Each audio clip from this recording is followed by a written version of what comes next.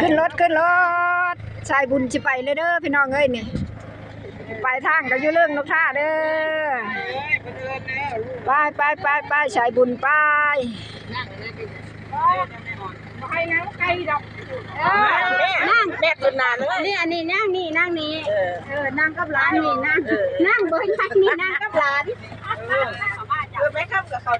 เกินอยู่นี่แล้วรุ่นนี้เต็มแล้วทั้งนี้เต็มแล้วบ่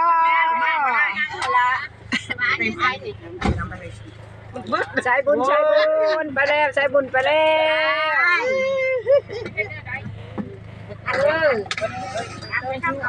ย้ำไปอยู่ลูกย้ายเขาน้ำย้ำไปเรียกย้ายน้ำด้วย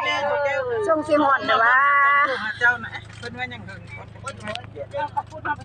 ป้าไม่ตกบ่อยบุญไม่ตกแล้วไงบ่อยู่พี่นั่งผิดทุ่งน้องพี่